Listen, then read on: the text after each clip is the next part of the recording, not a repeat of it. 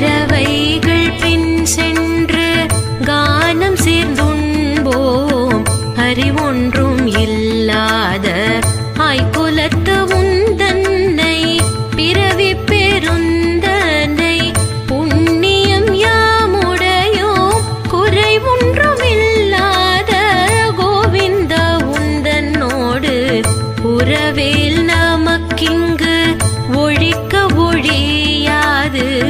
அறியாத பிள்ளைகளும் அன்பினா